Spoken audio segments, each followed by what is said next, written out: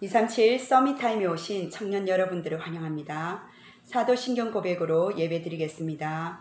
전능하사 천지를 만드신 하나님 아버지를 내가 믿사오며 그 외아들 우리 주 예수 그리스도를 믿사오니 이는 성령으로 잉태하사 동정녀 마리아에게 나시고 본디오 빌라도에게 고난을 받으사 십자가에 못 박혀 죽으시고 장사한 지 사흘 만에 죽은 자 가운데서 다시 살아나시며 하늘에 오르사 전능하신 하나님 우편에 앉아 계시다가 저리로서 산 자와 죽은 자를 심판하러 오시리라. 성령을 믿사오며 거룩한 공예와 성도가 서로 교통하는 것과 죄를 사하여 주시는 것과 몸이 다시 사는 것과 영원히 사는 것을 믿사옵나이다. 아멘. 이번 주 본교회 강단 말씀과 청년부 말씀이 여호수아 17장 14절에서 18절 응답보다 더 중요한 것, 이 말씀을 주셨습니다. 우리 청년들에게 문제 속에서도 하나님께 기도하지만 응답을 가지고도 하나님의 귀에 질문하는 청년들이 되었으면 좋겠어요. 우리 청년들이 이 예배하는 이 시간이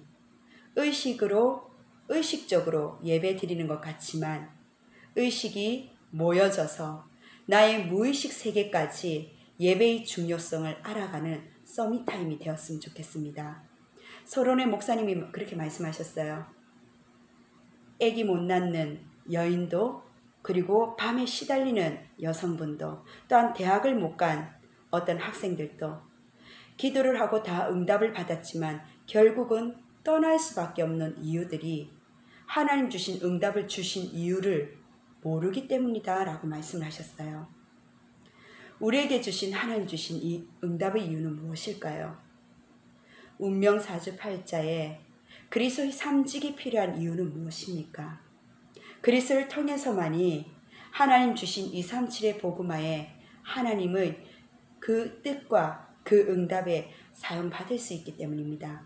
내가 먼저 이 구원받은 하나님 주신 숨겨진 계획을 할 때에 이 구원의 감사를 가지고 다른 사람들을 살릴 수 있는 구원의 축복을 누릴 수 있다는 거예요. 오랫동안 나도 모르게 각인된 것을 바꿀 수 있는 그 응답이 그리스도로 충만한 우리는 이유를 발견하게 됩니다. 두 번째, 응답의 내용, 본질은 무엇입니까? 그리스도를 아는 나는 하나님께 감사합니다.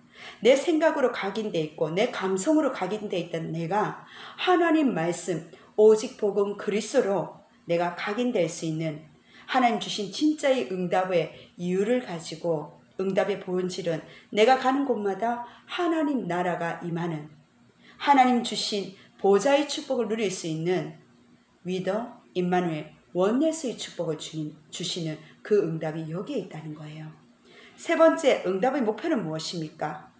하나님 주신 응답의 목표는요, 우리를 사도행전 1장 8절 하나님의 영으로 재앙 속에 우리의 힘으로는 증인될 수 없기 때문에 하나님의 성령의 충만함으로 우리를 증인으로 세우시는 것이 바로 응답의 목표라고 말씀을 하셨습니다. 영적으로 정점을 찍을 수밖에 없는 영적인 시스템과 영적인 체계 속에 우리 청년들이 각 현장 속의 각 다락방과 전도 대상자를 두고 기도하는 그 시간, 하나님 주신 서밋타임과 예배를 통해서 하나님은 시대 서밋으로 우리 청년들을 세우신다 말씀하셨어요. 응답이 왔습니까? 응답이 오지 않았습니까? 응답이 멈춘 것 같습니까? 하나님의 계획에 질문하라고 말씀하셨어요. 오늘 요셉의 자손 에브라임과 므낫셋이 여호수아에게 불신앙을 합니다. 하나님의 은혜로 하나님의 능력으로 큰 민족을 이루었는데 그 민족에 반해서 우리에게 떨어지는 이 분깃은 너무 적다라고 이야기를 합니다. 그리고 여호수아가 뭐라고 이야기합니까? 하나님의 능력을 주신 것으로 가나안 족속을 저 살림을 정복하라고 개척하라고 이야기합니다. 요셉의 후손들은 뭐라고 이야기합니까? 그들은 철병거를 가지고 있다. 한마디로 말하면 우리가 애굽에서 여기까지 오는 동안 우리는 무기가 없다. 하지만 저 가나안 족속들은 철병거를 가진 우리보다 더 뛰어난 무기를 가지고 무장되어 있는데 우리가 그 부분에 대해서 힘들다라고 이야기를 합니다. 불신앙이지 않겠습니까? 여호수아가 이야기합니다. 개척하라. 그 분깃을 가지고 개척하라고 합니다. 너가 안 된다라고 불신앙하지 말고 나무를 끊어서 길을 내가지고 그 길을 후대들이 따라올 수 있도록 증인되는 그 길을 개척하라고 말씀하셔요. 우리 청년들의 힘으로는 이 시대 코로나 백신을 맞아도 여러 가지 불신앙이 계속 일어납니다. 그렇지만 청년들, 하나님은 이 천국 복음이 전파된 이후에야 끝이 온다고 말씀하셨어요. 아무리 자연재해가 있다 할지라도, 아무렇게나 여러 가지 현장 속에 뒤죽박죽된 현장이라 할지라도, 코로나로 마음이 피폐한다 할지라도, 하나님 그 재앙 속에서 하나님의 비전과 계획을 질문하라고 말씀하십니다. 오늘의 기도 수첩 속에 그러한 질문한 오바댜가 엘리야와 엘리사를 섬기고, 또한 선지자 100명을 숨길 수밖에 없고, 또한 그 악 왕까지도 섬길 수 있는 중간 역할, 매개체 역할을 했다는 사실이에요. 우리가 기도하지 않고 생각을 많이 한다 하면 할수록 염려는 계속적으로, 불신앙은 계속적으로 생겨납니다. 환경과 상황은 옛날이나 지금이나 여전히 어려워요. 문제투성이고요. 그런데 오바댜는요, 하나님께 집중하기 시작합니다. 상황을 쳐다보면요, 아합 왕의 눈치를 봐야 된다니까요.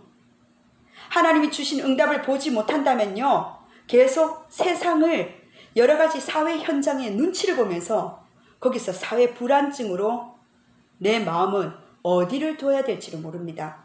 하나님께 집중할 때 문제는 하나님이 일이 이루어지는 방법임을 알게 되기 때문에 문제는 기회란 말이에요. 하나님은 이때 마음과 우리 청년들의 생각을 지켜주시고 체험케 하십니다. 오바댜의 이 배경과 이 헌신을 통해서 7천 제자들이 일어나요. 우리 청년들이 하나님의 방향과 맞는 인생, 그 인생을 설계해 나가고 영적 서밋의 마음가짐으로 하나님 주신 언약을 편집하고 설계하고 디자인해 나갈 때, 나는 저 사람이, 저 상사가, 저 조직 체계가 나하고 안 맞아. 바꿔 말하면 내가 능력이 없다는 거잖아요. 저 현장 속에 갈등의 재앙 만난 저 현장 속에 하나님의 계획이 무엇일까? 하나님의 비전을 질문하고 기도하고 모든 문제와 사건 속에 만남 속에 하나님의 시스템으로 다락방이 이루어지길 주의 이름으로 축원합니다. 아멘. 기도하겠습니다. 하나님 너무나 감사드립니다. 우리의 인생에 응답 이후에 중요한 것을 보는 하나님 계획을 만남과 사건과 현장 속에 하나님의 계획을 질문하는 청년들이 되어지게 하여 주옵소서. 237을 살리는 오바댜처럼 우리 청년들의 인생 스케줄 속에 하나님의 계획을 묻고 질문하고 인도받을 수 있는, 개척할 수 있는 힘을 더하여 주옵소서. 감사드리며 살아계신 예수 그리스도의 이름으로 기도드립니다. 아멘. 감사합니다.